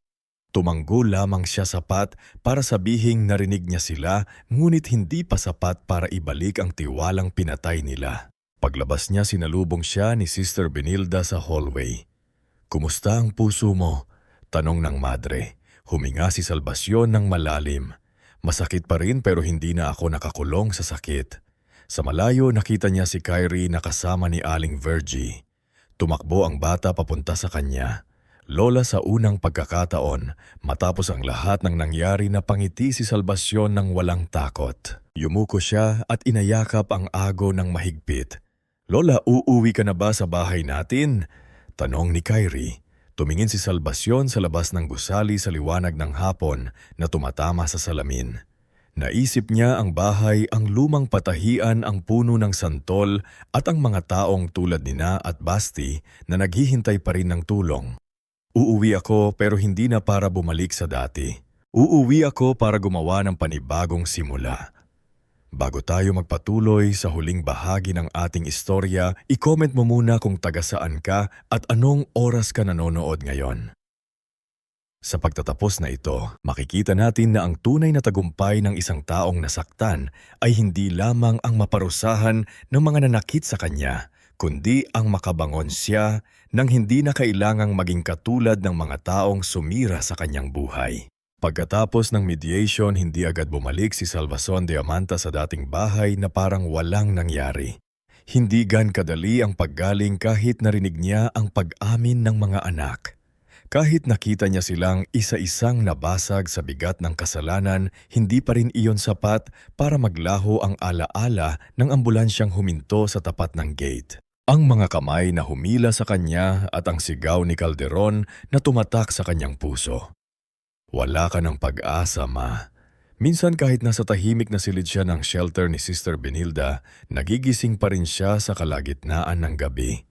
Pawis na pawis. Hinahanap ang kwaderno sa tabi ng unan. Kapag hindi niya agad nahahawakan iyon, bumibilis ang hininga niya. Para siyang bumabalik sa room 17 ng San Gerardo Wellness Institute sa kama na may manipis na kumot sa pinto na may maliit na salamin sa gamot na pinainom sa kanya kahit hindi ipinaliwanag ng maayos. Isang madaling araw, nadatnan siya ni Sister Benilda sa maliit na chapel. Nakaupo si Salvacion sa unahang bangko. Hawak ang rosaryo ni Norberto, ang yumao niyang asawa. "Hindi ka makatulog?" mahinaong tanong ng madre. Tumanggo si Salon. "Akala ko kapag lumabas ang katotohanan, gagaan na agad." "Pero bakit parang may parte pa rin sa akin na naiwan doon sa ospital?" Umupo si Sister Benilda sa tabi niya. "Dahil ang katawan mo nakalabas na. Pero ang takot mo kailangan pang turuan lumabas." Hindi minamadali ang sugat, Salvacion. Nililinis, ginagamot at hinahayaang maghilom sa tamang panahon. May mga gabi po na naiisip ko baka tama sila, baka naging pabigat na talaga ako. Mahigpit na hinawakan ni Sister Benilda ang kamay niya. Hindi ka naging pabigat, ginawa ka nilang pabigat sa sarili nilang mata dahil gusto nilang magaan ang konsyensya nila. Iba iyon. Iyon ang unti-unting natutuhan ni Salvacion sa mga sumunod na buwan. Hindi niya kailangang piliting bumalik agad sa pagiging matatag. May mga araw na umiiyak siya. May mga araw na galit siya. May mga araw na hinahanap niya ang dating Salvacion na kayang ngumiti kahit kapos sa pera. Ngunit sa bawat araw na bumabangon siya, kahit mabagal unti-unti niyang binubuo ang babaeng sinubukan nilang burahin. 1 taon ang lumipas mula nang makatakas siya sa San Hero. Sa loob ng panahong iyon, umusad ang kaso. Hindi man lahat ay natapos agad. Sapat ang mga ebidensya upang mapigilan ang pagbebenta ng kanyang bahay at lupa. Nakuha rin ni Attorney Casimiro Lontayao ang court protection para hindi na siya mapilit ng sinuman na pumirma o magdesisyon laban sa kanyang kalooban. Ang pekeng dokumento na ginawa ni Mayvin ay tuluyang napatunayang may malaking inconsistency sa petsa at pirma, at ang bank transfer ni Calderon sa facility ay naging matibay na bahagi ng investigasyon. Si Director Arman Laksamana at Nurse Maribel Castañeda naman ay sinampahan ng kaso kaugnay sa ilegal na pagpigil sa ilang matatanda kabilang sina Salvacion ni Risa Alfon at Basti Corino. Dahil sa paglabas ni Juniper Maloles as whistleblower, may ilan pang dating empleyado ng San Gerardo ang naglakas loob magsalita. Isa-isang lumabas ang mga kwento ng mga matatandang ipinakulong sa ngalan ng pag-aalaga. Kahit ang tunay na dahilan ay lupa, pensyon, mana at pera. Sa tulong ni reporter Luwalhati Cabansag, hindi naging simpleng chismis ang nangyari. Naging usapin ito sa komunidad. May mga barangay na nagsimulang magsagawa ng seminar tungkol sa karapatan ng senior citizens. May mga pamilya ring napilitang harapin ang sariling pagkakulang sa mga matatanda nilang kamag-anak. At si Salvacion na minsang pinatahimik ay naging mukha ng mga taong hindi marunong sumigaw pero matagal nang humihingi ng tulong. Ngunit ang pinakamalaking pagbabago ay nagsimula sa lumang patahian sa gilid ng bahay niya. Isang umaga bumalik si Salvacion sa bahay na itinayo niya sa pawis at puyat. Kasama niya sina Sister Benilda, Attorney Casimiro Lontayao, Aling Verg Balatbat, Mang Tibo Sarmiento, Juniper Nerissa at Basti. Tumigil siya sa harap ng gate. Matagal niyang tinitigan ang bahay. Nandoon pa rin ang lumang bakod, ang bintanang minsan niyang pinagpuyatan habang nananahi at ang puno ng santol na itinanim ni Norberto. Lumapit si Aling Virgie at marahang sabi, "Handa ka na ba?" "Hindi ko alam kung handa na ako pero alam kong hindi na ako tatakbo." Pagpasok niya sa bakuran, hindi siya agad dumiretso sa sala. Naglakad siya papunta sa dating patahian. Maalikabok na ang luhob, may lumang kahon ng tela-sirang aparador at makinang panahing matagal nang hindi nagagamit. Hinaplos niya ang mesa kung saan niya inilatag noon ang uniforme ni Calderon, Frizia, Mavin at Odrina. Dito nagsimula ang lahat, bulong niya. "Dito rin pwedeng magsimula ulit," sabi ni Basti mula sa likod. Doon ipinanganak ang ideya ng silong ni Salvacion, isang maliit na livelihood at legal assistance center para sa mga matatandang abusado, iniwan o pinatahimik ng sariling pamilya. Hindi ito malaking organisasyon sa simula.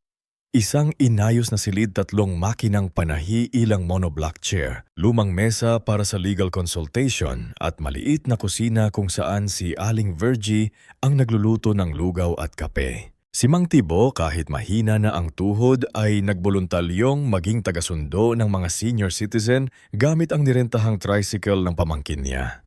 "Hindi na ako kasing lakas noon pero kaya ko pa ring maghatid ng taong gustong magsimula ulit."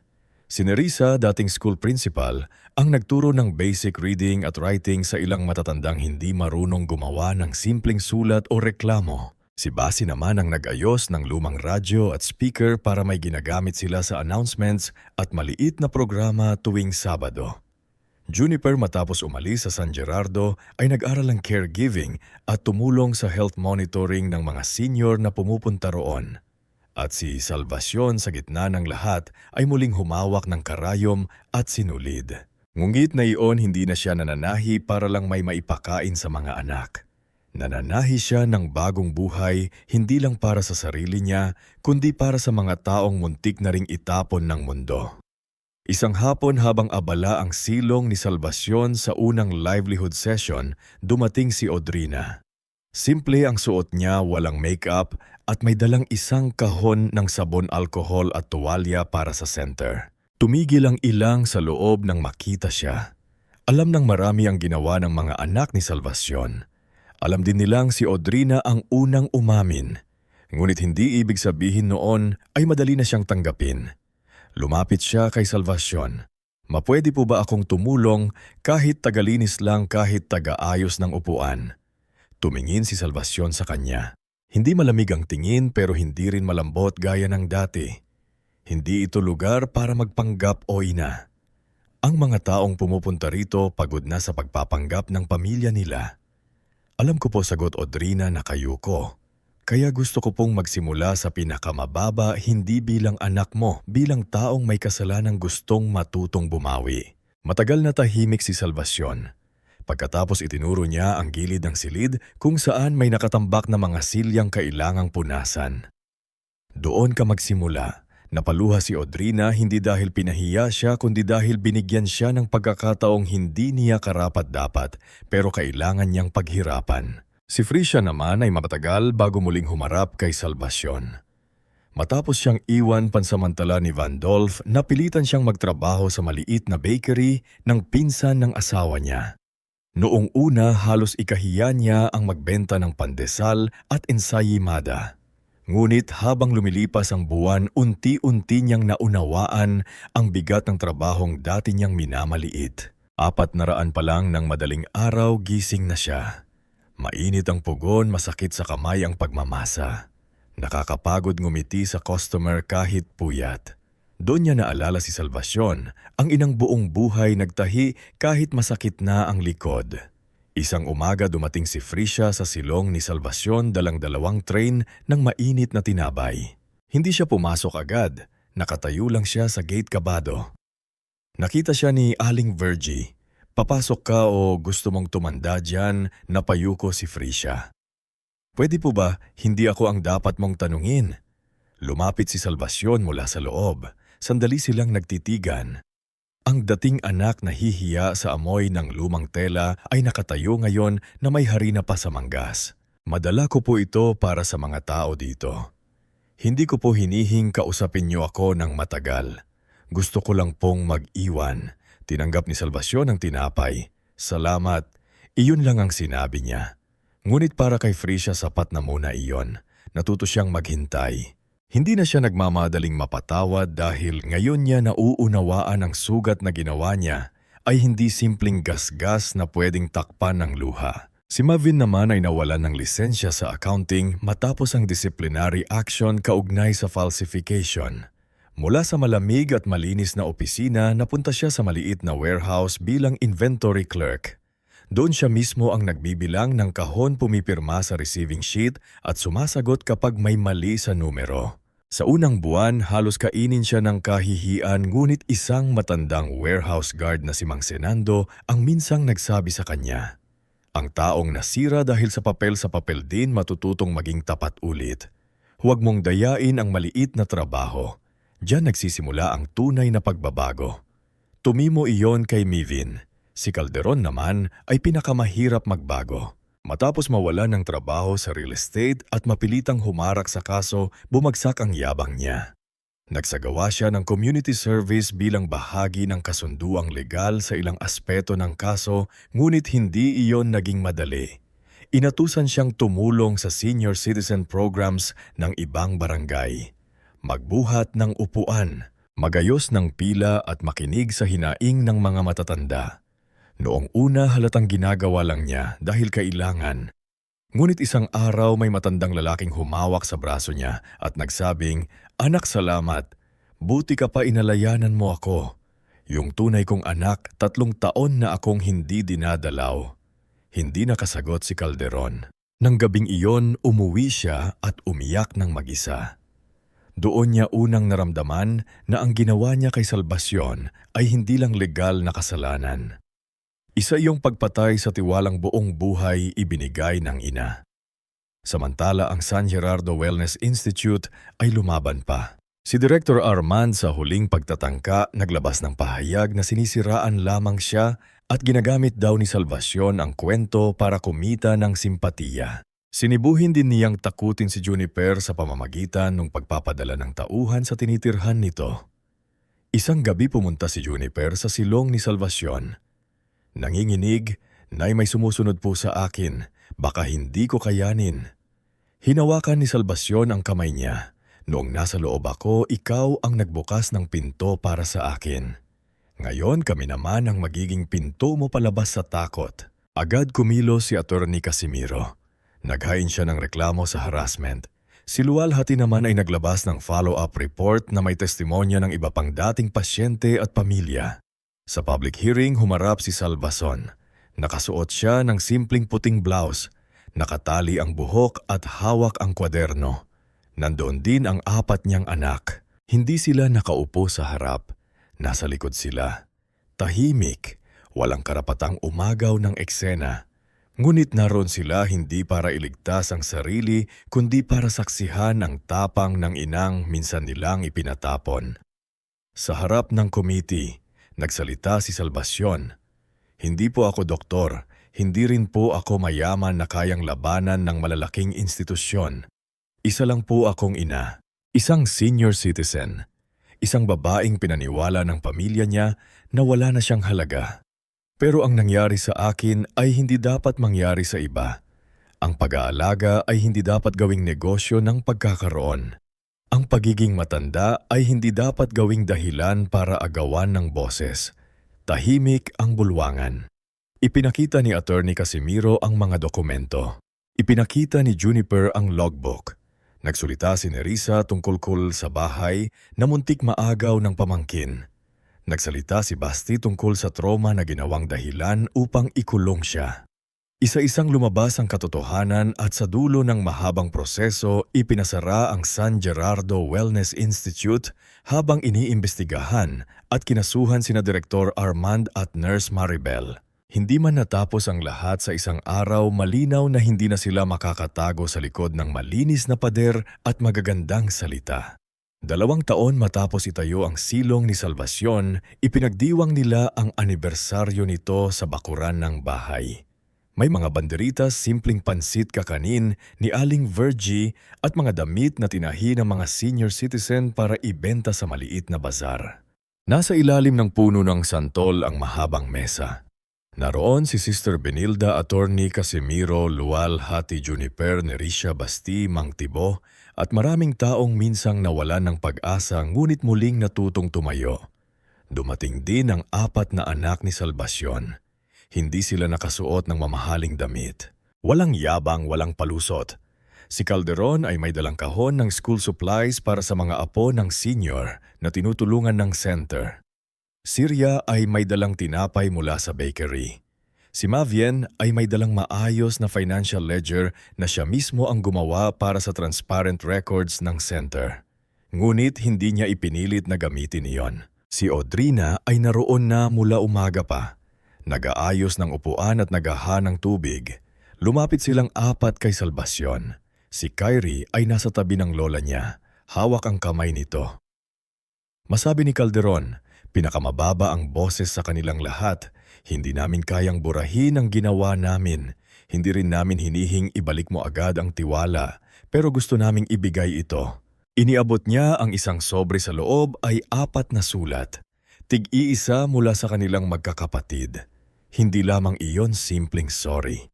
Nandoon ang pag-aamin ng mga hakbang na ginawa nila para magbago at ang pangakong hindi na nila hahawakan ang kahit anong ari-arian ni Salvacion nang walang malinaw niyang pahintulot. Nakasaad din doon na handa silang suportahan ang silong ni Salvacion sa paraang hindi sila ang bida at hindi sila ang magdedesisyon.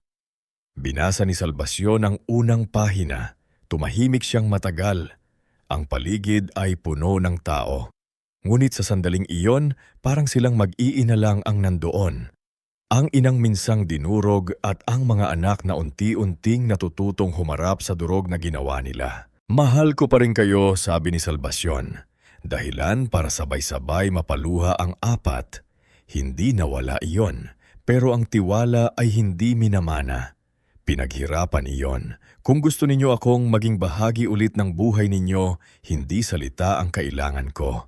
Panahon, katotohanan at respeto. Tumanggo si Frisha habang umiiyak. Tatanggapin po namin, ma. Lumapit si Audrina at maharang hinawak ang laylayan ng damit ng ina gaya noong bata pa siya.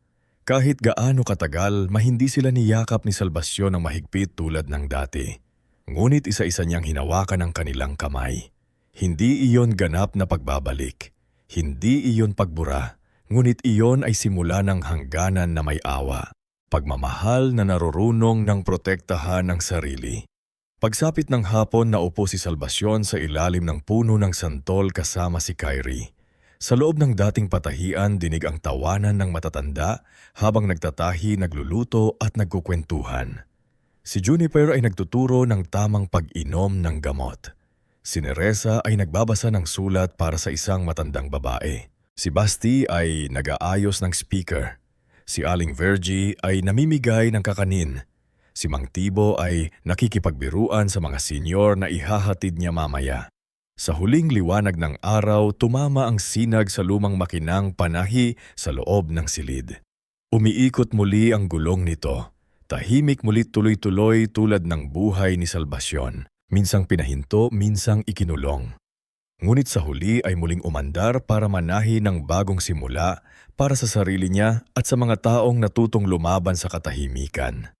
Lola, sabi ni Kyrie, "Masaya ka na po ba?" Tumingin si Salvacion sa bahay sa puno sa dating patahian at sa mga taong nabigyan ng bagong pag-asa.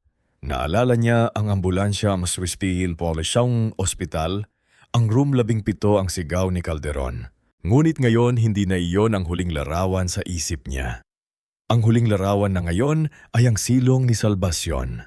Bukas ang pinto, maliwanag ang bintana at puno ng mga taong minsang nasaktan ngunit hindi tuluyang nasira. Ngumiti siya at hinaplos ang buhok ni Kyrie. "Masaya na ako, apo," sabi niya. "Hindi dahil nakalimutan ko ang sakit, kundi dahil natutunan kong hindi doon nagtatapos ang buhay ko."